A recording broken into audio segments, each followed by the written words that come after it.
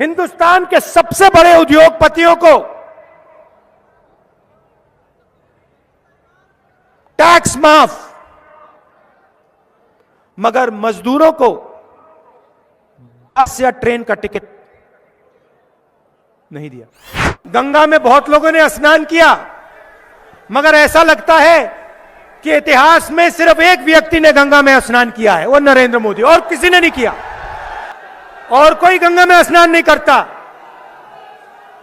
वहां पे भैया योगी जी को परमिशन नहीं दी, बाकी को छोड़ो।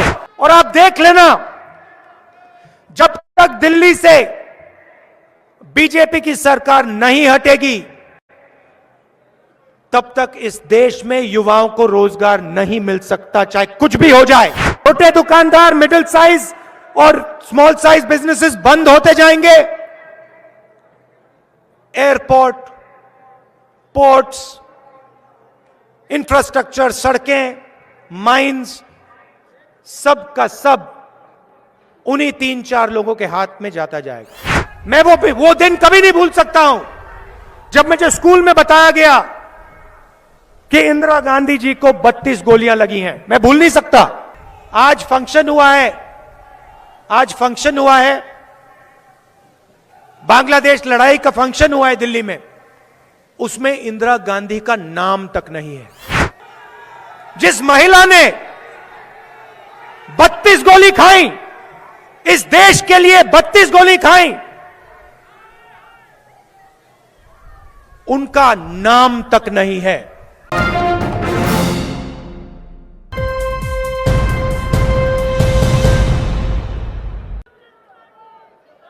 तीन बिल, काले कानून,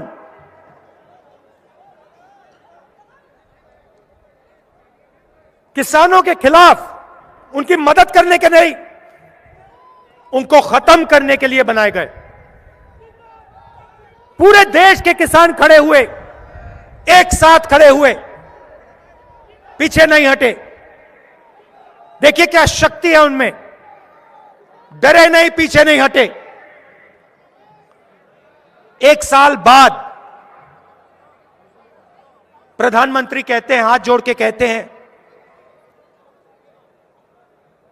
गलती हो गई,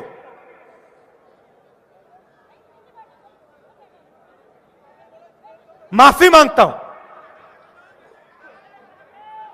और फिर माफी मांगने के बाद जो 700 किसान शहीद हुए,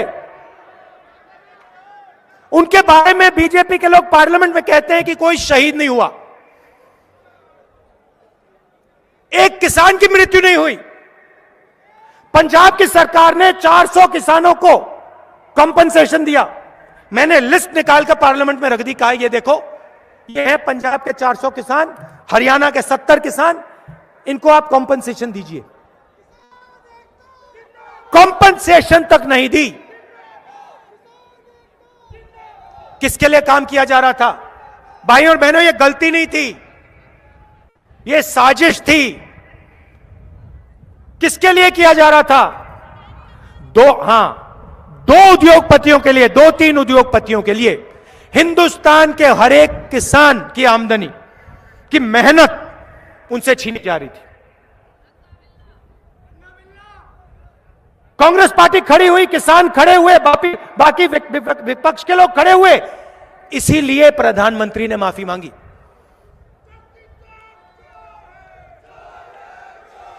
अब सुनिए, ठहरिए, देखिए, डिमोनेटाइजेशन, नोटबंदी, उसके बाद गलत जीएसटी, उसके बाद कोरोना के समय हिंदुस्तान के सबसे बड़े उद्योगपतियों को टैक्स माफ, मगर मजदूरों को बस या ट्रेन का टिकट नहीं दिया।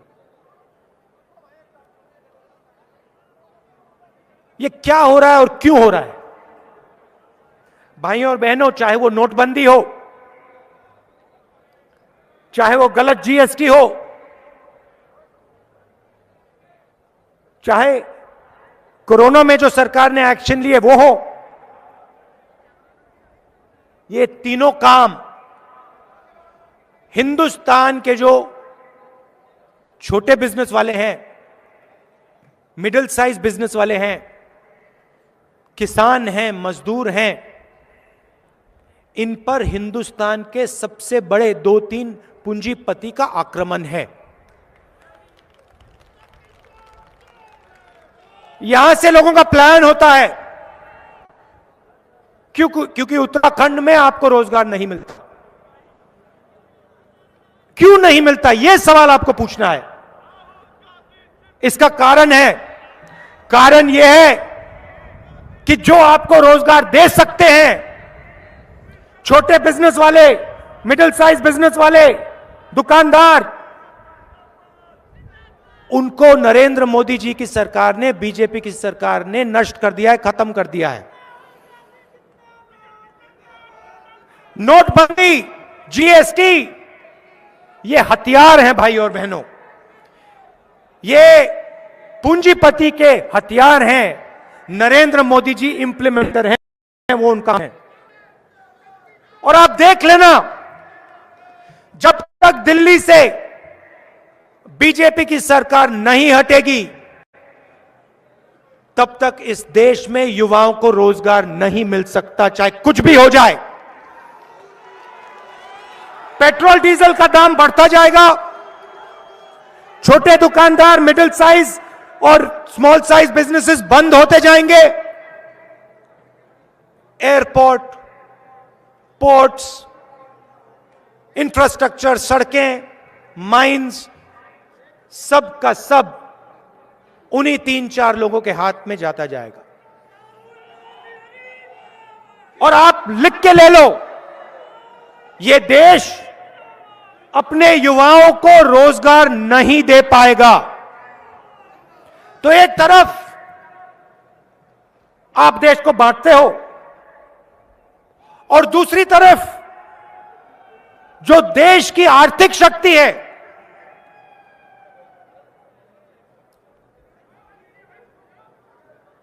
उसको आप नष्ट करते हो। भाइयों और बहनों, यह मत सोचिए कि हिंदुस्तान मजबूत हो रहा है। गलतफहमी में मत रहिए।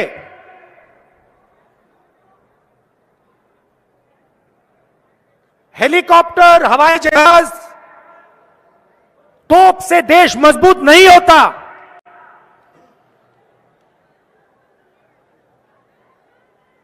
देश मजबूत जब होता है जब देश का नागरिक मजबूत होता है, जब देश की जनता बिना डरे, बिना झिझके, बिना घबराए काम कर सकती है, जब देश की आवाज देश में चारों तरफ आसानी से बिना डरे बोल सकती है, तब देश मजबूत होता है। भाइयों और बहनों, बांग्लादेश लड़ाई के समय देश मजबूत था, हमारे इंस्टीट्यूशंस मजबूत थे, सेना और सरकार के बीच में जबरदस्त रिश्ता था। सरकार सेना की सुनती थी, सेना सरकार की सुनती थी, एक दूसरे का आदर करती थी, कम्युनिकेशन था।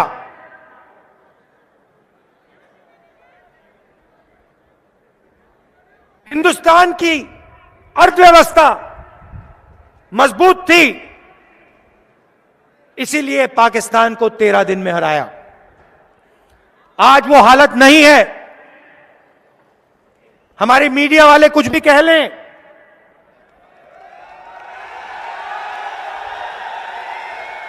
राफेल हवाई जहाज के जितनी भी फोटो दिखा दें, भाइयों और बहनों, हवाई जहाजों से ये कांग्रेस पार्टी में ये कांग्रेस पार्टी में और बीजेपी में फर्क है। हम आपकी कुर्बानी पहचानते हैं, समझते हैं। जो आपने सहा है, हमने सहा है। मैंने आपको बताया, मैं वो दिन कभी नहीं भूल सकता हूं जब मुझे स्कूल में बताया गया कि इंदिरा गांधी जी को 32 गोलियां लगी हैं। मैं भूल नहीं सकता। और वैसे ही उत्तराखंड में हजारों परिवार हैं जिनके घर में फोन आया, पापा शहीद हो गए, चाचा शहीद हो गए। रिश्ता है आपके बीच में, मेरे बीच में, इसलिए मैं खुल के बोल सकता हूं आपके साथ।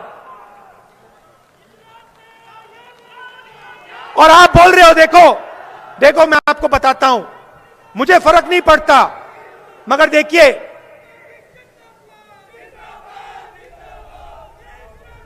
आपने इंदिरा जी का नाम लिया। आज फंक्शन हुआ है, बांग्लादेश लड़ाई का फंक्शन हुआ है दिल्ली में, उसमें इंदिरा गांधी का नाम तक नहीं है। जिस महिला ने 32 गोली खाई, इस देश के लिए 32 गोली खाई, उनका नाम तक नहीं है, इनविटेशन में नाम तक नहीं है। क्योंकि सच्चाई से भाइयों और बहनों सरकार डरती है। मुझे कोई फर्क नहीं पड़ता, नाम हो या ना हो। मैं जानता हूं इंदिरा गांधी जी ने इस देश को अपना खून देकर क्या किया, मैं जानता हूं। मुझे समझाने की कोई जरूरत नहीं। गंगा में बहुत लोगों ने स्नान किया, मगर ऐसा लगता है कि इतिहास में सिर्फ एक व्यक्ति ने गंगा में स्नान किया है, वो नरेंद्र मोदी, और किसी ने नहीं किया। और कोई गंगा में स्नान नहीं करता। वहां पे भैया योगी जी को परमिशन नहीं दी, बाकी को छोड़ो। राजनाथ सिंह जी, योगी ना, आप लोग परे हो जाओ, इस साइड खड़े हो जाओ। नरेंद्र मोदी जी स्वयं एक ही हिंदुस्तानी है जो गंगा में स्नान कर सकता है। चलिए, रोजगार उत्तराखंड में जब आएगा, जब छोटे और मिडिल साइज बिजनेस वालों की मदद होगी। रोजगार जब आएगा जब किसानों की रक्षा होगी और किसानों को नई टेक्नोलॉजी का फायदा दिया जाएगा।